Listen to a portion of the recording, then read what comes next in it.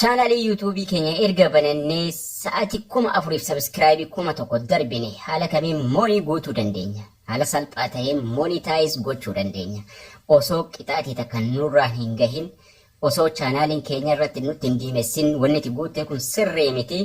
Sirreeffadhu osoo nun hin jedhin haala kamiin akka guuttachuu dandeenyu bal'inaan waliin ilaallaa haga dhuma barnoota kanatti na waliin turaa isiniin jechaa. Namoonni maatii hin ta'in subscribe godha akkaan illee like share gochuu hin dagatinaa turtii gaarii.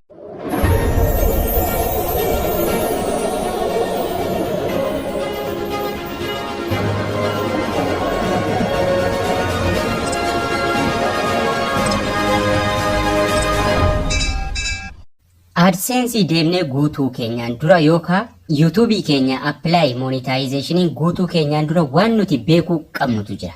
Wanni nu chaanaalii keenyarraa emailii keenyarraa check gochuu qabnu jira. Dirqama jechuudha. Settingii bilbila keenyarra seennee settingii bilbila keenyaa keessaa Google ka jedhu barbaadannee Google kana irra tuqnee emailii keenya dura jiraachuusaa erga mirkaneeffannee booda manager Google account ka jedhu kana tuqnee security jala seennaa. Security jala erga seennee furaan keenya kun cufaa ta'uusaa check gochuu qabna. Kun duraan godhannee qabaachuu qabna.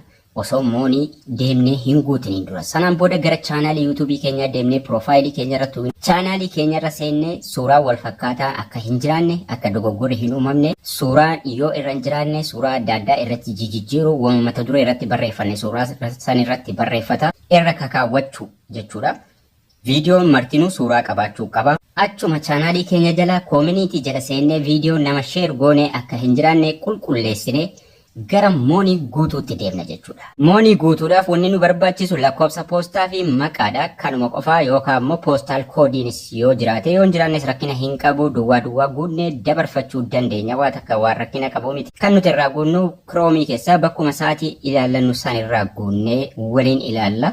Bakkuma sa'aatii irraa ilaallattan sabskiraaybii irraa ilaallattan erga sa'aatiin keessaniif sabskiraayibiin keessan guutee erga arfanuu raayitii tahee gara guutuutti waliin seenna jechuudha. Erga waa hunda guuttachuu keenya of barree booda moonii gochuudha jechuudha. Moonii guutuudha isteepii xiqqoodhaan guunnee waliin ilaallaa. Apply now ka jedhu kun ni jira. Apply now kana tuqne namni viidiyoo kana haga dhumaatti ilaalee waa takka sodaa takka malee ofii isaatii mataa isaatii moonii gochuu danda'a. Waa tokko wanni nama sodaachisu tokko ittiin hin jiru. Yeroo apply now tuqnu akkasitti seera sadii nuu fida. Tokkoffaa seera tokkoffaa lammaffaa isteepii sadaffaa. Isteepii jalqabaa qofa kan startiin banamee jiru. Yeroo nuti startii jalqabaa tuqnee startii san guuttanne kan lammaffaa banama. Akkasuma sadaffaan illee itti fuufa jechuudha. Amma startii lakkoofsa tokko jala jiru tuqannee gara fuulduraa deemnee lakkoofsa takka jala wanni nurraa barbaadu seera yuutuubii qeebaluu qofa. Isteepiin jalqabaa yuutuub tarbii paartinarii piroogiraamii san taqabbaluu qofa. Kanaafuu startii lakkoofsa takka jala jiru san tuqnee seera san qeeballa. Sanduuquma takkatti raayitii goonee accept YouTube terms yeroo nuu jenne achumaan dannuun jedhee arangaadee nu bebeessaa jechuudha. Kanaafuu yeroon amma startii lakkoofsa tokko jala jiru yeroon tuqu seera lakkoofsa 1 2 3 jedhee nuu fida haga dhumaatti gadi buuna. Yeroo nu gara gajjallaa gadi buune sanduuqa lama arganna. Sanduuqa eeyyeen seera YouTube qeebale jedhu sanduuqa tokkoffaa irratti seera san simanna jechuudha. I accept the YouTube partner program ka jettu sanduuqni jalqaba. Sanduuqni tokkoffaa irratti nuuf kennu YouTubein jechuudha. Sanduuqni kun as bakka kana jirti. I accept YouTube terms program YouTube partner programs ka jettu kan sanduuqa sanitti raayitii godhanna. Ni gurraacheffanna kun akkas godhe. Sanaan booda wanni nurraa eegamu accept YouTube termsiidha. Accept terms ka jedhu kun fuula dura isaa jira. San tuqanna jechuudha. Kanaafuu seera kana eeyyama kenninaaf jechuudha. Sanduuqa sanitti raayitii godhanneerra accept terms ka jettu kun bakka kana jirti. San irra tuqnee seera takkaffaa guuttannaa jechuudha. Yeroo san tuqnee kunoo gaama sarchii godhaa jira.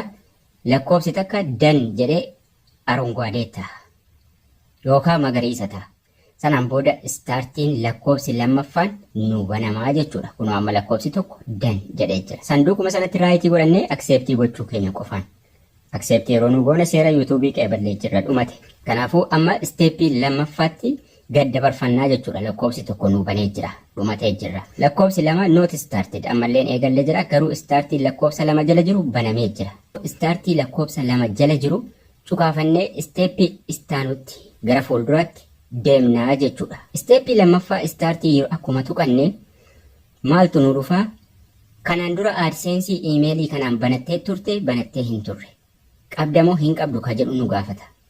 YouTube AdSense kanaan dura ni qabdaa gaaffii jedhu nu gaafate. Gaaffii san deebii isaa deebifnaaf. Sanduuqa asitti isitti mul'attu kana gidduu tuqannee jechuudha. Sanduuqni kun ni jirti jala sana. Kanaan dura qabaachuuf dhabuu keenya kan nu beeksiftu. San tuqannee hin qabnu ka jedhu itti guuttannaa jechuudha. Do you have an existing AdSense account? Kanaan dura ni qabdaa nuun jedhee nu gaafata. Sanduuqa sanirra gadi tuqanna nuti. Kanaan dura ni qabdaa nuun jedhee gaaffiidha. Gaaffii san deebisuuf select ka jedhu kun sanduuqa san keesseera. Yeroo tuqanne filannoon jalqabaa jechuudha. Yes, I have an existing account jedha. Eeyyeen kanaan dura Google AdSense emailii kiyyaan banadheera. Filannoon itti aanu kan lammaffaa No, I don't have an existing account. Kanaan dura inumaa hin bananne hin qabu jechuudha. Ka sadaffaa jira jirtu ka itti aantee dhumarra jirtu I don't know jetti. I don't know hin beekuudha. Ka lammaffaa san kan No, I don't have an existing account ka jedhu kana filanna. Sanirra tuqannee gara fuulduraatti adeemnaa jechuudha. Amma sanarra tuqannee kan itti aanu continue jala sana amma fidee as nu kaa'eera. No, I don't have an existing account ka jedhu nu fidee jira. Continue cancelling jala kana ni jirti. Yeroo No, I don't have irra kaawwannee kaane. Sanaan booda continue ka jettu kun ni jirti. Continue kana cuqaafnee gara fuula duraa deemna jechuudha. Amma AdSense deemnee guutuu eegaluudhaaf. Sanduuquma sanarra tuqannee No, I don't have irra kaawwanna. Gara fuulduraa yeroo deemnu iimeelii YouTube keenya nu filachiisa asirratti. Iimeeliin 10 ta'uu danda'a. Jiraachuu dhabuus ni mala yoo jiraate kan YouTube keenyaa filanna yoo dhibe garuu itti guuttanna iimeeliif paaswordii jechuudha. Actually YouTube fayyadamaa jirra waan ta'eef ni jiraata iimeeliin bakka kana. Iimeelii YouTube keenya filannee itti galfanna. Yeroo nuti irra tuqannu tarii nama tokko paaswordii gaafata paaswordii itti naquudha. Sanaan booda isteeppii itti aanu guuttachuu deemnaa jechuudha. Websaayitii YouTube keenya chaanaalii keenya fidees nu kaa'e liinkii keenya. Sanaan booda get more out of AdSense ka jedhu jalatti yes ka jedhuu fi no ka jedhutu jira. Waa takka get more out of AdSense. Yes, send me customized help and performance suggestion ka jedhutti raayitii godhanna. Filannoo lamatu as jira jechuudha. Yes itti sanduuqatti duuba sana jirtutti gurraacheffannee xiqqoo akkuma gadi siqneen jechuudha. Kan itti aanu biyya filannoo biyyaati. Select your country or territory ka jedhu kanarratti biyya keenya filanna irra tuqannee maqaa biyya keenya barbaadannee itti galfanna jechuudha. Biyya feeneeyyuu yoo jiraanne rakkina hin qabu. Kan nuti guunnu garuu har'a kan isinitti agarsiisuu barbaadu Itoophiyaadha. Itoophiyaatti guuttadha jechuudha. Kunoo Itoophiyaan as jira. Itoophiyaa irra tuqadha.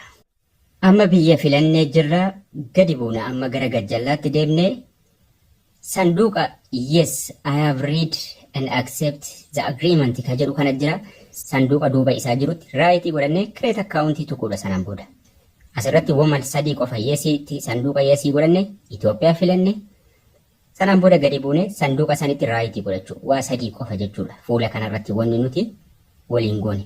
Create account ka jedhu kun jira. Create account kana tuqannee gara fuulduraa deemna. Amma gara fuulduraa yeroo deemnu AdSense waan sila waraqaa irratti barreeffannee lafa kaawwanne san finnee asirratti itti guunnaa jechuudha. Wama xiqqishoo sarara 4 yookaan 5 yoo heddummaatti wanni asirratti guutamu. Wannummaan AdSense jedhamu asirratti wanni guutamu qabu wama 3 yookaan 4. Wanni guutamu kunis immoo waan nama sodaachisu tokko hin qabu. Haala kamiin akka guutamu bal'inaan isinitti agarsiisa amma. Eeyyeen egaa akkuma isinitti hime baay'ee salphaadha isiniin jedheera. Kunoo sararuma xixiqqoo as jirtu kana akka jalqabaa ofiinuu nuu filatee individual. Taayipii akkaatum akkaawuntiin keenya maal akka ta'e nuu filatee jira. Individualiidhaa fi biizinasii jira. Individualii akkuma sararta taa'u irra tokkoyyuu nu barbaachisu. Kaayittaanuu maqaa adrees laayin 1 adrees laayin 2 nuun jedhee nuu fida. Sanarratti itti guutaa deemudha. Bakka maqaatti Abdul Aabdi jedhee ofiin kaahee jira. Irra tuqeen sana irraa haqeen maqaa kiyya guutuu itti galcha. Maqaan nuti itti galchuu qabnu maqaa nama booda akkaawuntii keenya akkaawuntii baankii ta'uu qaba. Kanaafuu san maqaa san sirriitti itti guuttanna. Maqaa keenya maqaa abbaa maqaa akaakayyuu guutuu san barreeffanna jechuudha. Kanaafuu maqaa san fidee irratti barreessa. adrees bakka name jedhu sarara jalqabaa irratti. Hubadhaati ilaalaa wanni kun waan akka waan nama sodaachisu hin qabu. Maqaa kiyya, maqaa abbaa kiyya, maqaa akaakayyuu kiyya sirriitti itti barreessa. Maqaa yeroo barreessinu qubeen jalqaba maqaa keenya qubee guddaa, maqaa abbaa yeroo barreessinu qubeen jalqabaa guddaa, maqaa akaakayyuu yeroo barreessinu qubeen jalqabaa guddaa kaan xixiqqaa. Akka isaatti barreessee xumura.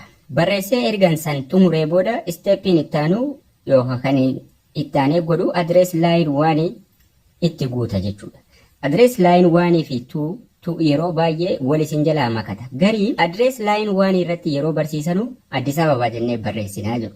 Gariin adrees laayin waanii irratti poostaa barreessinaa irratti immoo Itoophiyaa jennaa jedhu. Suwwaa takkitti wal jala darbu rakkina takkitti hin qabu. Poostaa tokkoffaa irratti barreessitanii poostaa lama isatti aanu irratti barreessitanus. Gariin akkas jedhanii barreessu. Yoo Addis Ababaa taatanii gandi keessan biyyi magaalaan keessan Addis Ababaa ta'e rakkina qabu itti Addis Ababaa jettan. Yoo hin taane garuu Itoophiyaa jechuutu irra caalaadha. Adrees laayin waanii erga maqaa barreeffannee kaadee sarara itti aanu irratti maqaa biyya keenya Itoophiyaa. Ingiliffaan jechuudha. Kan nuti barreessuu qabnu. Itoophiyaa. Qubee takka osoo hin dogoggorin adrees laayin waanii irratti Itoophiyaa jenna. Itoophiyaa gara gajjallaatti jennee gubbaatti poostaa barreessinus ni dandeenya. Garuu isteeppii ittiin deemnu ka jalqabaa irratti Itoophiyaa goone ka itti aanu irratti immoo lakkoofsa poostaa adrees laayin irratti jechuudha. Adrees laayin itti aanu kana irratti lakkoofsa poostaa guuttan. Lakkoofsa poostaa yeroo guuttannu dogoggorri nuti uumuu hin qabne paa guddaa oo guddaa. Tuqaa baa guddaa oo guddaa xaa guddaa. PO tuqaa box. Xiqqoo walirraa siqsee lakkoofsa poostaa keenya itti barreeffannaa jechuudha. Lakkoofsi poostaa keessanii meeqayyuu haa ta'u. Amma waa sadii guunnee jirra. Maqaa barreessine, biyya barreessine, lakkoofsa poostaa barreessine, poosti koodii irra geenyaam. Poosti koodiin fakkeenyaaf kan Finfinnee 1000 Arsiin Baaleen kun magaalaan adda addaa ni qabu. Fakkeenyaaf namoonni Finfinnee ta'an 1000 guuttatu. Magaalaan keenya garuu yoo poostaal koodii hin qabu ta'e duwwaa 4 guunnee irra dabarfanna. Sanaan booda kan itti aanu maali? Taawun siitii. Magaalaa keessa jiraannu jechuudha.